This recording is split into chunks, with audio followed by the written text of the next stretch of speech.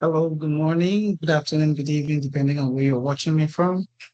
I'm glad to have you back on this channel. My name is Kufre Iyank and I am an IT support specialist. Um, a month ago, a few weeks ago, I had made a post on multi-factor authentication. And this morning, I actually made a post also promising that I will show real life how to set it up for administrators who are beginners and trying out a lot of things. So today, I'm here to actually fulfill what I said I was going to do. So if you ever wondered why Microsoft 365 or Microsoft always asking you to approve signings on your phone, even when you're sure that you entered a correct password, then this video is actually for you. Today you're going to learn about multi-factor authentication, commonly known as MFA. I'll walk you through explaining why it is important. I had already done in the other video, but I'm just going to throw a little more light on it. This video is going to be short and really straightforward because I'm looking at just the practical base. So I'll show you how Microsoft 365 administrators can actually enable this in real life environments. So imagine that you're working for a company and you're actually given a Microsoft 365 account, which gives you access to Outlook, to Teams, to OneDrive, to SharePoint. So one day you accidentally, like the screen you have on here, you accidentally enter your password on a fake Microsoft sign-in page. Without MFA, the attacker now has everything about you, everything they need. They can sign into your account. They can read your emails. They can access your company files. They can even pretend that it's you. So the real thing about MFA is that when you try to sign in and you actually inputted your correct password, MFA is that thing that asks you, are you trying to sign in? So when you type your password, yeah, it goes through very well, you're correct. MFA asks you, are you trying to sign in? So since you're not the one that's trying to sign in, if you just click on deny on the app or anything, or if you say yes, it confirms that it's you, and then it goes through. But if you click on deny, the attacker is stopped immediately. That's why, like I'd said earlier before, that passwords alone are no longer enough for our security.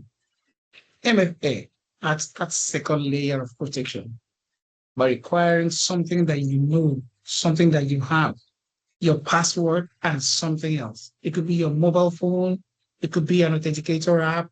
So as a Microsoft 365 administrator, enabling Microsoft multi-factor authentication is one of the quickest and the most effective ways to reduce the risk of your accounts being compromised. So my duty today is just to walk you through how to create MFA on your account. And so we're just going to dive straight into seeing how to um, create MFA on our account. So I'm going to stop sharing the screen and then I'm going to share another screen now. Now, the screen I'll be sharing now is a screen showing my admin center. Just like you can see, one thing we need to know also is that there's a particular part of Microsoft's admin center that manages identity. Identity, anything that has to do with us, information about us, is managed in a part called the Microsoft Entra.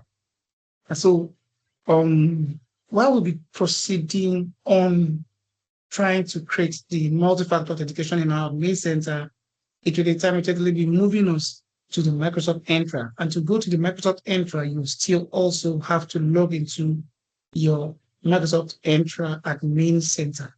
So we have my excuse me, I have my admin center, Microsoft admin center, as you can see here.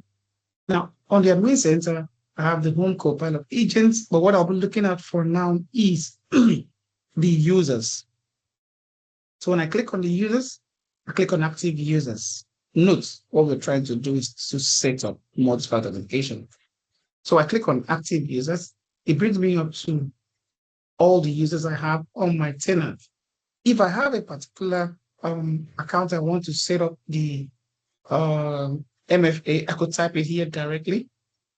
I could type the name here directly, and it takes me, for instance, let me type the name Kufre, and it takes me down to where I have the my name. Now, if I click on this name, there are two versions.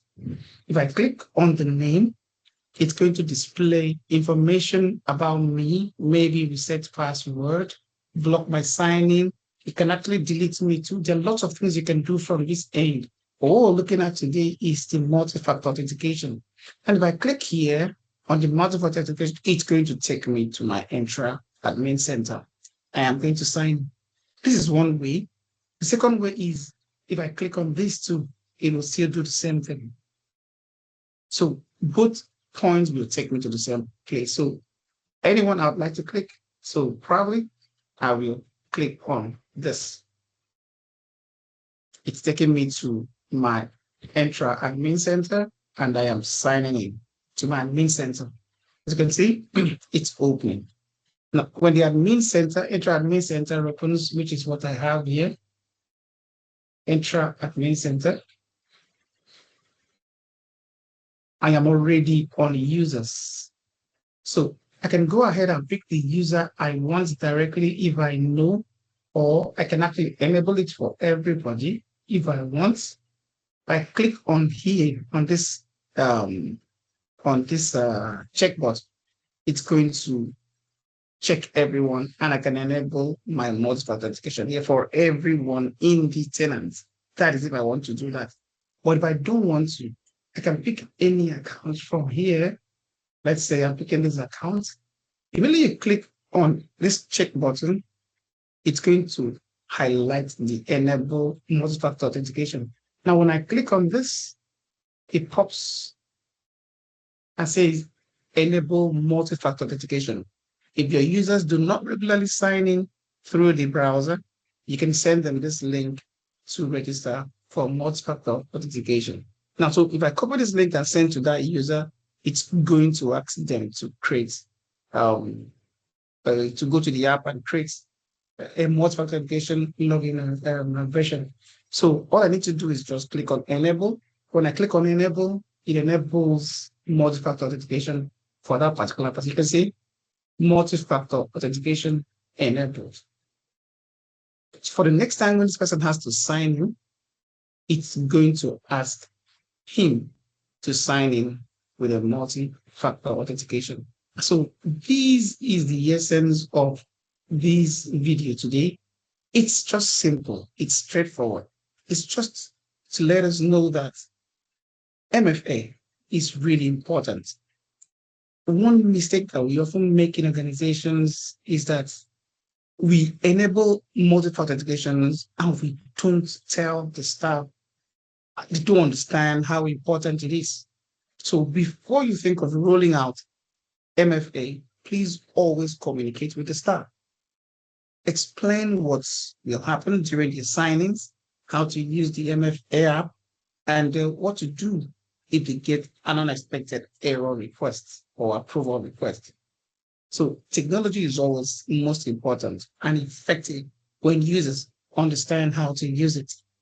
Now, one thing that's going to be the takeaway on today's video is that you think of your password as a key to your house. If someone copies your key, then they can unlock your front door.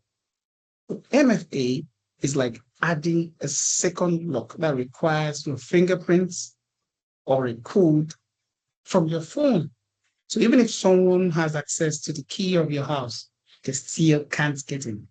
That's why MFA is one of the first security controls that every Microsoft 365 administrator should implement.